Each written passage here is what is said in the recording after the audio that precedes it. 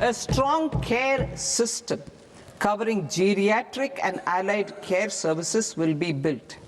A variety of NSQF-aligned programs will be developed to train multi-skilled caregivers, combining core care and allied skills such as wellness, yoga, and operation of medical assistive devices. In the coming year, 1.5 lakh caregivers will be trained.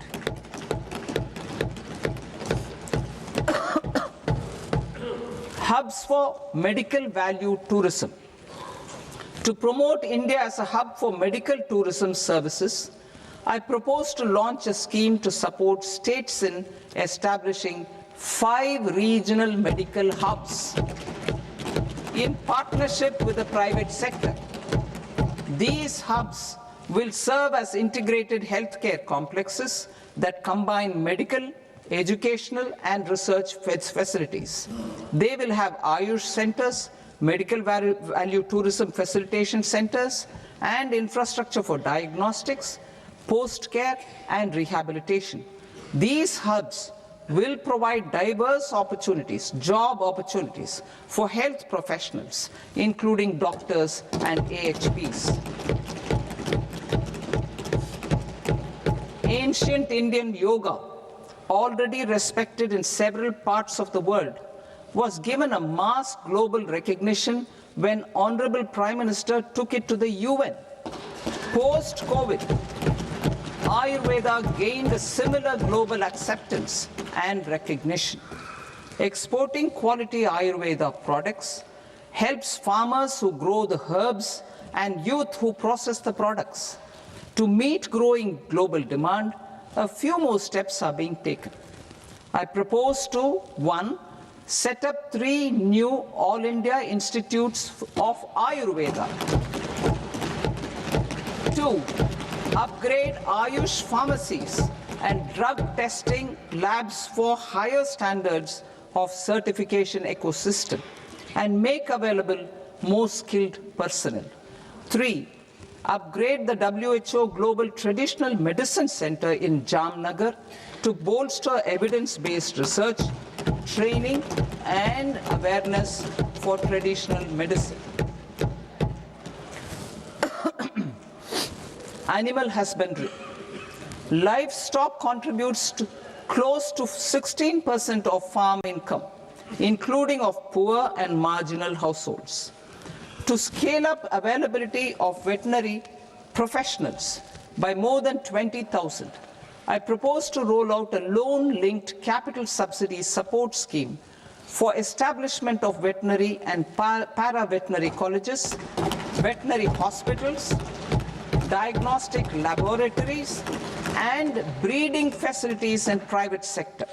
Collaboration between Indian and foreign institutions will also be facilitated. Orange economy. India's animation, visual effects, gaming and comics sector, AVGC sector, is a growing industry projected to require 2 million professionals by 2030. I propose to support the Indian Institute of Creative Technologies, Mumbai, in setting up AVGC content creator labs in 15,000 secondary schools all over the country and 500 colleges. The Indian design industry is expanding rapidly, and yet there is a shortage of Indian designers. I propose to establish, through Challenge Route, a new National Institute of Design to boost design education and development in the eastern region of India. Education. Our government will support states through Challenge Route in creating 5 university townships in the vicinity of major industrial and logistics corridors. These planned academic zones will host multiple universities, colleges, and research institutions, skill centers, and residential complexes. In higher education, STEM institutions Prolonged hours of study and laboratory work pose some challenges for girl students. Through VGF, Viability Gap Funding and capital support, one girls' hostel will be established in every district.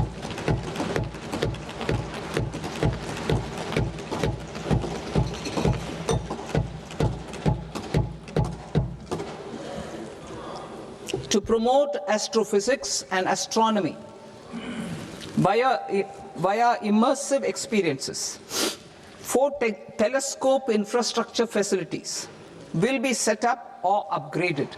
The National Large Solar Telescope, the National Large Optical Infrared Telescope, the Himalayan Chandra Telescope, and the Cosmos 2 Planetarium. Tourism. The tourism sector has the potential to play a large role in the employment generation, forex earnings, and expanding the local economy. I propose to set up a National Institute of Hospitality by upgrading the existing National Council for Hotel Management and Catering Technology. It will function as a bridge between academia, industry, and government. I also propose a pilot scheme for upskilling 10,000 guides in 20 iconic tourist sites through a standardized, high-quality, 12-week training course in hybrid mode in collaboration with the Indian Institute of Management. A national destination digital knowledge grid will be established to digitally document all places of significance, cultural, spiritual, and heritage. This initiative will create a new ecosystem of jobs for local researchers, historians, content creators, and technology partners. India has the potential and opportunity to offer world-class trekking and hiking experience. We will develop ecologically sustainable mountain trails in Himachal Pradesh, Uttarakhand, and Jammu Kashmir. Also in Araku Valley in the Eastern Ghats and Podigai Malai in the Western Ghats. Turtle trails along key nesting sites in the coastal areas of Odisha, Karnataka, and Kerala. And 3 bird watching trails along the Pulikat Lake in Andhra Pradesh, Tamil Nadu. It's on the border. Under the visionary leadership of Honorable Prime Minister, we established the International Big Cat Alliance in 2024. This year, India is hosting the first ever Global Big Cat Summit, where heads of governments and ministers from 95 range countries will deliberate on collective strategies for conservation. Heritage and culture tourism. I propose to develop 15 archaeological sites, including Lothal, Dolavira, Rakhi Gadi, Adichanallur, Saranath, Hastinapur, and Leh Palace into vibrant experiential cultural destinations. Excavated landscapes will be open to the public through curated walkways. Immersive storytelling skills and technologies will be introduced to help conservation labs, interpretation centers, and guides. The sports sector provides multiple means of employment, skilling, and job opportunities. Taking forward the systematic nurturing of sports talent, which is set in motion through the Khelo India program earlier, I propose to launch a Khelo India mission to transform the sports sector over the next decade. The mission will facilitate an integrated talent development pathway supporting supported by training centers, which are foundational, intermediate, and elite levels. B, systematic development of coaches and support staff. C, integration of sports science and technology. D, competitions and leagues to promote sports culture and provide platforms. And E, development of sports infrastructure for training and competition. Our third Kartavya aligns with our vision of Sabka Saath, Sabka Vikas towards Vikasit Bharat. This requires targeted efforts for 1, increasing farmer incomes through productivity enhancement and entrepreneurship, with special attention to small and marginal farmers. B, empowering Divyangjan through access to livelihood opportunities, training, and high-quality assistive devices. C, empowering the vulnerable to access mental health and trauma care. D, focus on the Prameyaodia estates and the Northeast region to accelerate development and employment opportunities. Fisheries.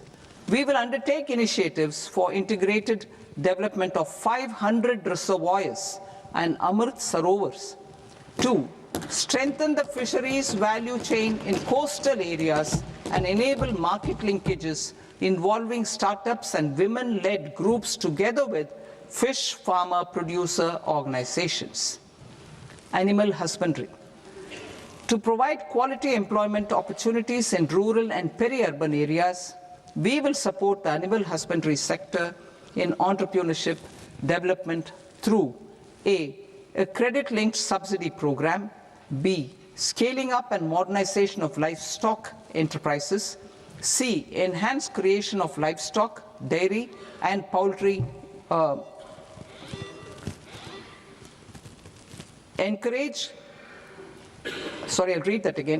creation of livestock, dairy, and poultry-focused integrated value chains, and D, encourage creation of livestock farmer-producer organizations. High-value agriculture. To diversify farm outputs, increase productivity, enhance farmers' incomes, and create new employment opportunities, we will support high-value crops such as coconut, sandalwood, cocoa, cashew in the coastal areas, agar trees in northeast, and nuts such as almonds, walnuts, and pine nuts in our hilly regions. These, all of them, will be supported. India is the world's largest producer of coconuts. About 30 million people, including nearly 10 million farmers, depend on coconuts for their livelihood. To further enhance competitiveness in coconut production, I propose a coconut promotion scheme to increase production and enhance productivity through various interventions, including replacing and non-productive trees with new saplings or plants or varieties in major coconut growing states.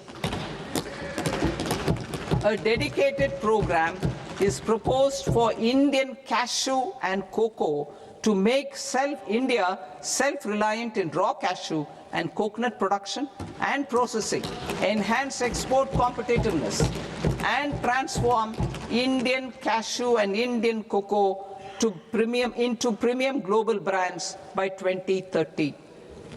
Sandalwood. Sandalwood is closely linked to India's social and cultural heritage. Our government will partner with state governments to promote focused cultivation and post-harvest processing to restore the glory of the Indian sandalwood ecosystem, to rejuvenate old, low-yielding orchards, and expand high-density cultivation of walnuts, almonds, and pine nuts. We will support a dedicated program to enhance farmer incomes and in bringing value addition by engaging youth. Bharat Vistar, that is virtually integrated system to access agricultural resources. I propose to launch Bharat Vistar, a multilingual AI tool that shall integrate the AgriStack portals and the ICAR package on agricultural practices with AI systems. This will enhance farm productivity, enable better decisions for farmers, and reduce risk by providing customized advisory support. She Marts for rural women-led enterprises. Building on the success of Lakpati Didi program, I propose to help women take the next step from credit-linked livelihoods to being owners of enterprises. Self-help entrepreneur, She Marts will be set up as community-owned retail outlets within the cluster-level federations through enhanced and innovative financing instruments. Empowering Divyangjan. Divyangjan Kaushal Yojana. Information technology, AVGC sectors, hospitality and food and beverages sectors often offer task-oriented and process-driven roles which are suitable for Divyangjan. We will ensure dignified livelihood opportunities through industry-relevant and customized training specific to each Divyangjan group. Divyang Sahara Yojana. Timely access to high-quality assistive devices for all eligible Divyangjan is a fundamental need. I propose to 1. Support the Artificial Limbs Manufacturing Corporation of India, ALIMCO, to set up and to scale up production of assistive devices, invest in R&D and AI integration, strengthen PM Divyasha Kendras, and support setting up of assistive technology marts as modern retail style centers where Divyangjan and senior citizens can see, try and purchase assistive products. Reaffirming our commitment to mental health and trauma care. There are no national institutes for mental health care in North India. We will therefore set up a NIMHANS 2 and also upgrade national mental health institutes in Ranchi and in Tezpur as regional apex institutions. Emergencies expose families, particularly the poor and vulnerable, to unexpected expenditure. We will strengthen and increase these capacities by 50% in district hospitals by establishing emergency and trauma care centers. Focus on Purvodaya states and northeastern regions. Purvodaya. I propose the development of an integrated East Coast industrial corridor with a well-connected node at Durgapur, creation of 5 tourism destinations in 5 Purvodaya states, and the provision of 4,000 e-buses. Buddhist sites in northeastern region. The northeastern region is a civilizational confluence of Theravada and Mahayana or Vajrayana traditions. I propose to launch a scheme for development of Buddhist circuits in Arunachal Pradesh, Sikkim, Assam, Manipur, Mizoram, and Tripura. The scheme will cover preservation of temples and monasteries, pilgrimage interpretation centers, connectivity, and pilgrim amenities. 16th Finance Commission. On 17th November 2025, the 16th Finance Commission submitted its report to the President. As mandated under Article 281 of the Constitution, the government is to lay the report along with the explanatory memorandum on the action taken report on the recommendations of the Commission in Parliament, which, Sir, Honourable Speaker, you've allowed me to do at the commencement of this session. The government has accepted the recommendation of the Commission to retain the vertical share of devolution at 41%.